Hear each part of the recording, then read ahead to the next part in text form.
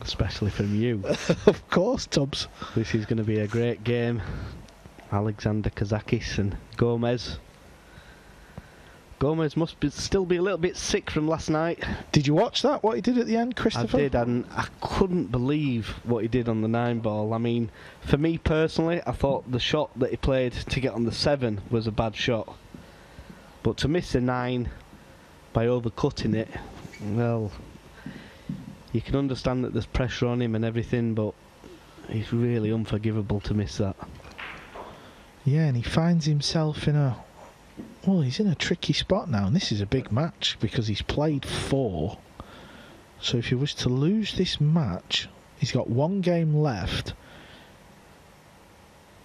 and he would be playing Billy Thorpe. So anyhow, he's getting this match underway. Gomez to break first. And he scratches straight in the side, not the start Gomez wanted. And look at the layout Kazakis has got here. There you see the cue ball straight in the middle. That's such a poor break. All the pool players know that is, well, it's unforgivable. Kazakis is looking at a 1-9 combo. Christopher, thoughts? I think he needs his head checking playing this. I mean, there's no way in a million years that he should be playing the 1-9 combo. I mean, I can see why he's looked at it, but at the same time, yeah, you don't need to play it. Over on table 2, Kasper Matakani, who had a bad start to the day, but he's kind of bucked his ideas up a bit. He's 2-0 up on Fortunski. Fortunski is in the similar position to Gomez, so we'll keep you posted on that. Yeah, there's a lot of things can happen in this group. So many players can qualify and so many players can go out. Just got to try and win the match that you're playing and let your cue do the talking. Don't think too much about it.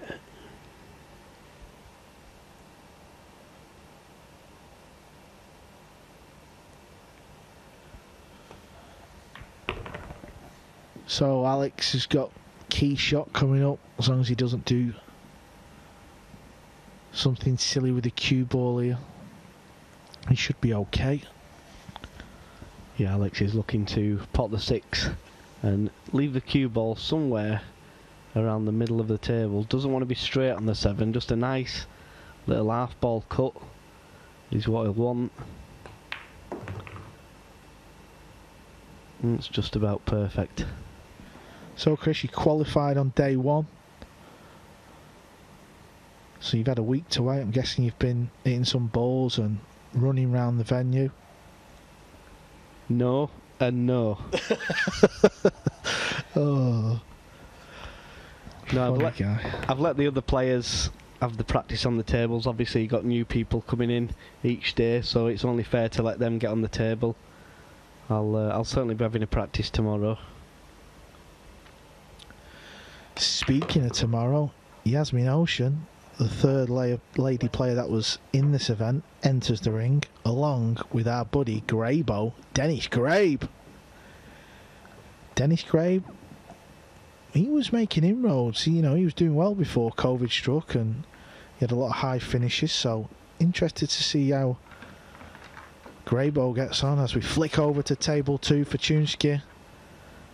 He's played well this week. This is the group format's awesome, to be fair. There's so many different stories unfolding. He's in a relegation battle of his own. Needs to hit a rail. It's not going to reach. That's going to be a foul, and no rail. Seem to rush it a little bit. Foul. I've had a message about hitting the rail actually, so I'm going to just talk about that. Basically, the rule is after contact, any ball must hit a rail unless you pop the ball. It's as simple as that. Yeah, and I've been really impressed by Fortunski's one of my favourite players to watch. He doesn't mess around, he gets on with it, and he's got a really good cue action. Delivers the cue in a straight line, nice and smooth.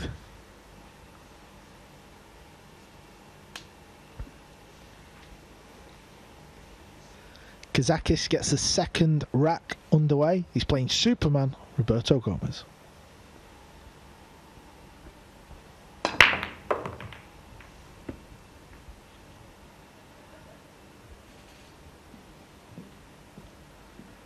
Well, he's got a shot, not an easy one.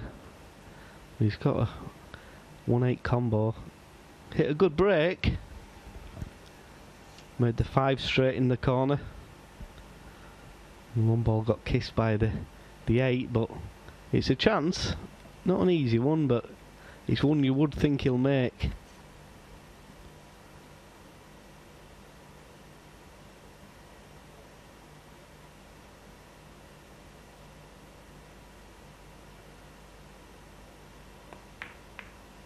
Well, he's missed that by some distance.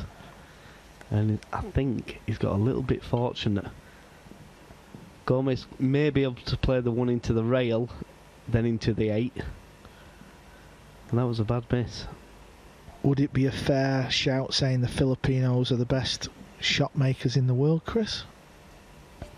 I know you are called the shot maker, but, you know, as a whole? In my opinion, I don't think so. Ooh, breaking news. Come on, spill the beans, Christopher.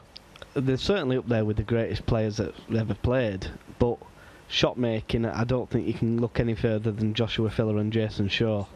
I mean, them two guys just... And even Earl Strickland, they make it look ridiculously easy. Where the Filipinos are more known for the kick-in, the lock-up safeties, the break. Earl the Pearl Strickland, my favourite player.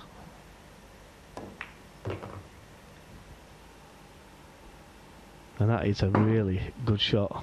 Did you notice he holds the cue with his opposite hand when he's bridging?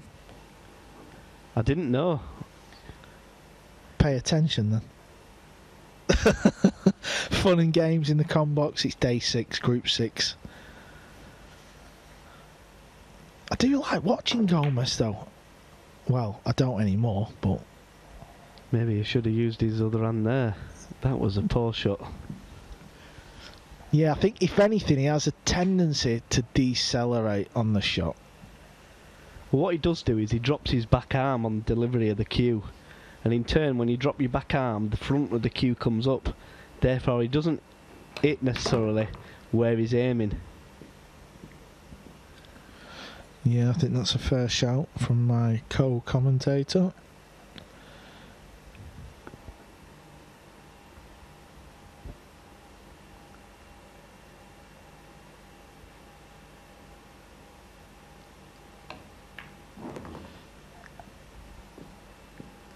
Perfect there on the pink 4 ball from Alex, and Alex looks like he's been on the beach. I know he's from Greece, but he was posting the other week on social media that it was the first time they'd had snow in Greece. Snow in Greece? Yeah, well, it might have not been the first time, but the first time he's seen it. Wow. Well, he's still only 29 years of age. I mean, he's had a tough paper round, mind. Yeah, I was just thinking that he's been around a long, long time as Alex. Nice guy, one of the nicest guys on tour, and I don't think anybody would begrudge him a big tournament win. Of course, he's won European tours and things like this, and he's been so close in the Matchroom sport events. Yeah, and the one that he was the closest to was winning the World Masters when he had a huge twitch up on the 8 ball. That is an awesome match, that. I think it's probably one of my favourite matches in World Pool Masters history. Oh, apart from when I come back on Suke from 7-1 down. Well, I thought your best moment, Carl, was when you missed the 8 ball. Oh, cheers, buddy. It's not like I don't get reminded of that every day of the week. For those of you who don't know, tune into Cowboys World Masters miss on the 8 ball. It was one you'll probably never forget. Bit like your 9 ball when you were playing with Jason at World Cup. Let's not forget about that one, Christopher. Yeah, I was just testing Jason, just see what it was like under pressure. To be fair, I enjoy the pool world so much because no one ever speaks about the great shots. Like the 7 ball to get to the 8 was like genius. No one wants to talk about that. You know, and every now and again Emily pops up with a little message like and just sends me a picture of the 8. It's like, cheers, Em.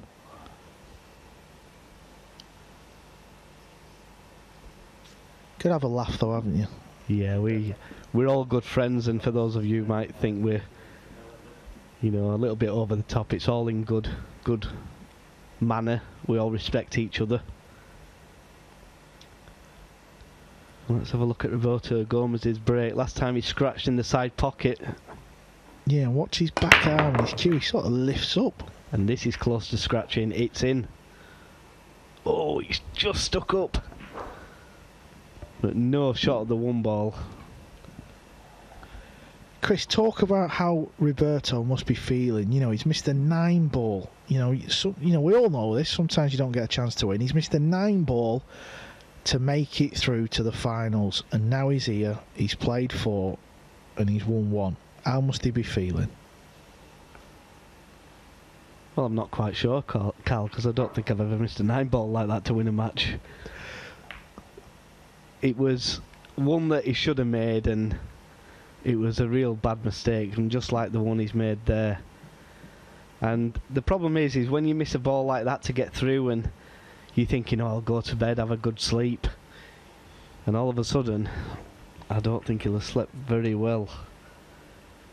And then he's got to come back the day after and battle through, grind through 6 matches, get to the semi-final, and then win another 2 matches to get his spot.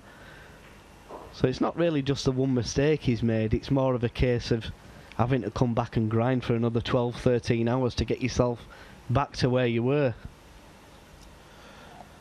Yeah, and talk about grinding. Kasper Matakainen on table 2. He's on the hill. He leads for Chunski. 4x to... Won't lie, it was either 0 or 1. He started off very ropey in the event, did Kasper, but clearly settled in, and it's always nice to see. Kazakis is at the table on the 3 ball. Yeah, and there'll be a lot of people at home who think, well, I could have made that ball, I wouldn't have missed that, but until you're in the situation where you're out there on your own and there's lots of pressure on you, you can't really understand it until you've been there. Yeah, we've all missed silly balls, and I'm sure we'll all miss silly balls again. So table 2 is 4-0. Vachinsky's just broke. Kazakis needs to watch the centre pocket here. He's okay, that's not bad. I'll tell you one thing that I have noticed, Carl, is that Kazakis, to me, seems to play a lot better when he plays faster. He's known for being very methodical around the table, very slow, but he just seems to play better for me when he speeds up his game. Yeah, I've not noticed. I'm going to keep an eye on that now you've said it and just see. Obviously we've brought the shot clock in, so he can't really play that slow. Plus I think a lot of people, when they start playing a bit slower, I think it affects them. I think it's just the nerves though, isn't it? You slow, well, you don't slow down, but I think when the players slow down and start overthinking things, that's when you just think, uh-oh, here comes a mistake there. You see Roberto. Yeah, you just start overthinking things that can go wrong, rather than thinking things that can go right.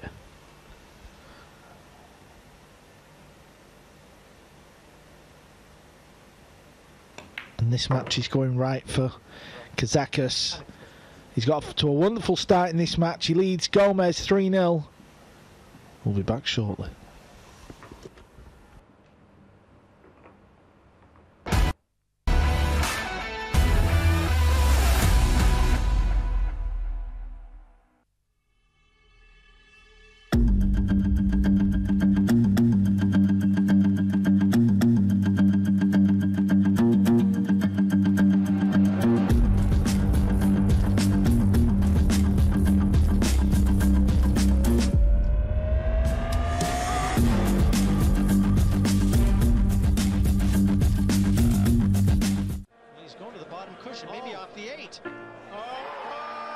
Trick shot by Woodward.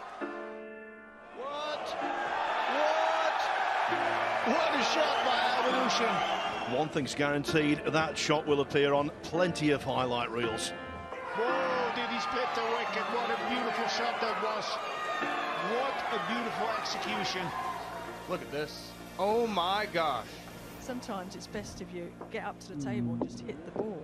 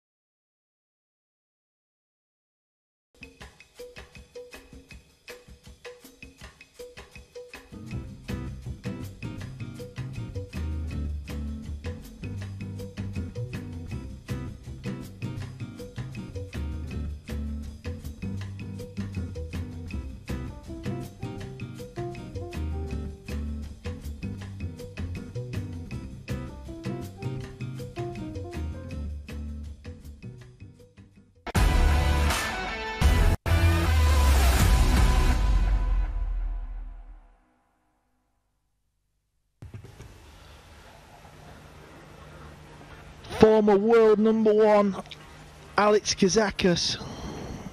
He's flying today. He's 3-0 up on Superman.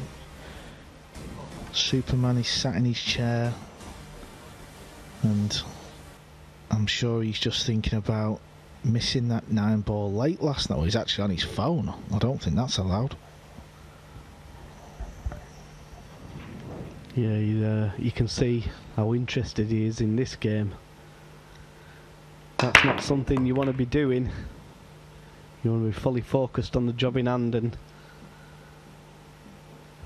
having the old phone in your hand isn't the way forward. Well, talking about being on your phone, Chris, I remember playing the great Efren Reyes at the World 9-Ball Championships. It was 10-all or 8-all. 8-all, it was the losers round. Race to 9. I'm on the 8-ball in the corner, and he sat right behind it on his phone in the arena. How about that for a move from the great Batter Reyes? There you see the glove, Superman. It's not been super today though.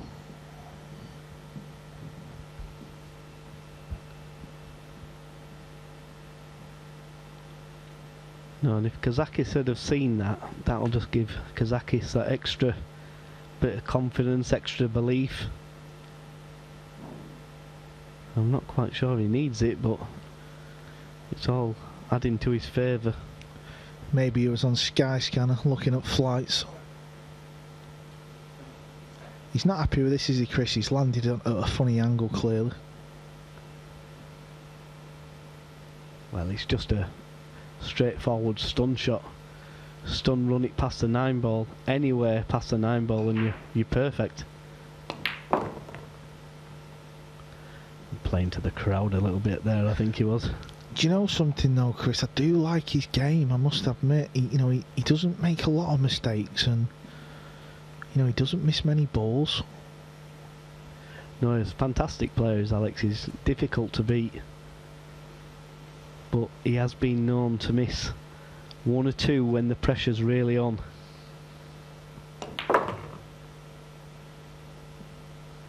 I'd love to see him win a big tournament, because you couldn't really begrudge him winning one. He's always there or thereabouts. And like we said earlier, he's a great guy away from the table. Always got a smile on his face. I don't know anybody that has a bad word to say about him.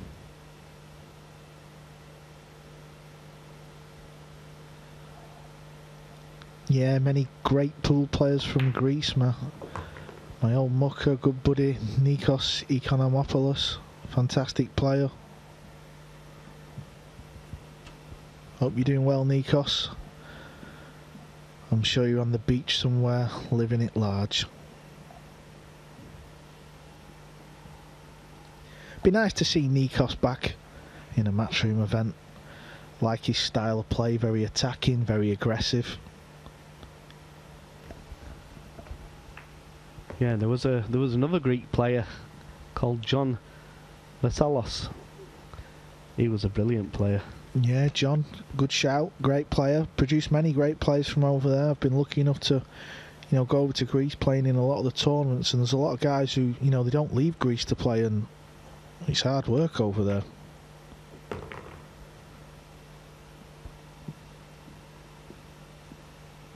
Nick Malai, he now represents Greece, another fantastic player. Yeah, wasn't Nick from Albania or? Yeah, originally? but he's representing Greece now anyway, so. Yeah, he's got some nickname, hasn't he? If you remember that one, Carl. The Hooligan. Oh yeah, the Hooligan. Yeah, big Panathinaikos football fan. The Hooligan, I'm sure he's watching in his pool room. We'll be back over there soon, buddy. Keep a cold one on ice. Alex Kazakis, he's on the hill. Over on table 2, Kasper, he's at the table. He's got a 9 ball to beat Fortunsky.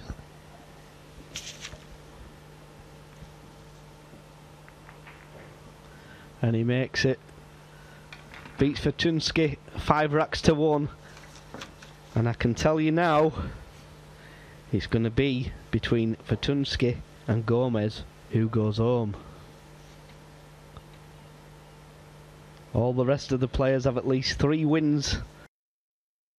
Fortunsky, at this moment in time, only have 1 win. But Fortunsky has a 4-rack advantage. Fortunsky stays on table 2. He's playing Albin Ocean next, and Gomez is still in this match. Of course, he's trailing 4-0, but if he can pull something out of the magic book and get this win, well, you never know, do you? But like you say, it's looking all but it's between these 2 guys, Fortunsky and Gomez. Unfortunately, they've played their part in this event and they've played some good stuff, but on day 6 they've found themselves in deep trouble. Gomez to break, 5th rack.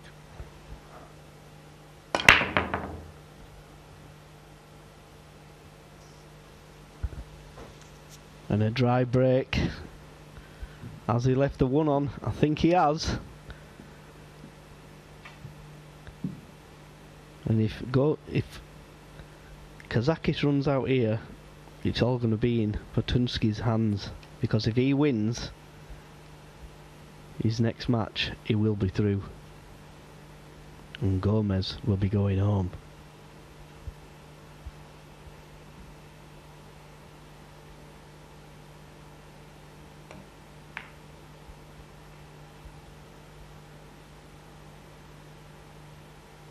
Wow. Don't walk to your chair, Alex. That could fall in. How did that stay up, Chris? Get out of that one. It doesn't even look like there's a gap between the 8. Look at the cue ball here. And just look at the shelf. Chris, you played on the table. The shelf is a lot deeper. Yeah, definitely. The pockets are very tight. He's got to jump this. I mean, this is... He may have to jump it, swerve it, and do a triple salka with the cue ball here. Yeah, where's he going with this one? Is he trying to go off the rail? And stand by your beds, folks. Well, it should jump over the 8, kick the 1. He could even make this, Oh, that was so close. It wasn't far away. But Alex has got ball in hand to run out the match to win 5-0. And Gomez, well, his head must be in a shed, because he's gone from being 1 ball away from being in the final to being 1 match away from going home. Needs to avoid the 3, which he has done. Nicely done. I think he's okay there as well. I think he can stay on the right side of the red 3.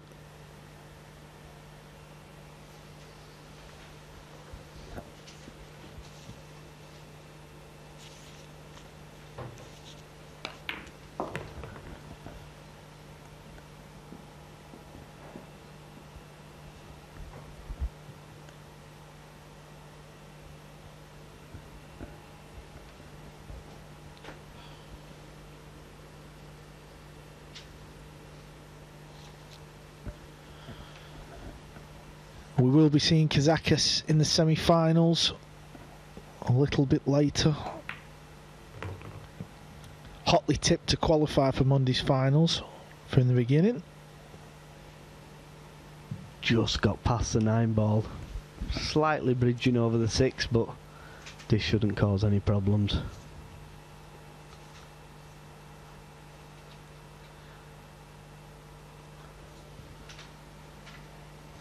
Albin Ocean has made the semi-finals again. He's lost in 2 finals so far.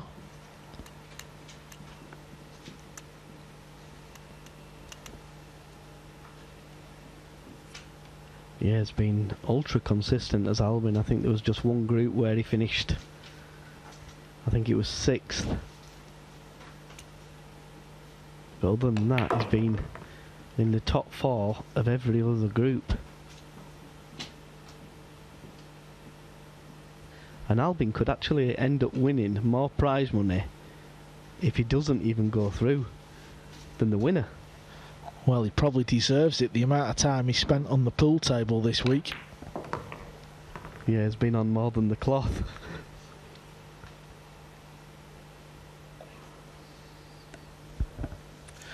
Billy Thorpe, he's played 5-1-3, 20 racks won, so I think he's looking good for a semi-finals place. I'm sure Michael McMullen, he's in the com box next, he will have it all figured out. Yeah, well, there's only 3 players that can get 2nd, 3rd and 4th. And that's between 4 of them. That's Mark Bisterbosch, Alex Kazakis, Billy Thorpe and Kasper Matakainen.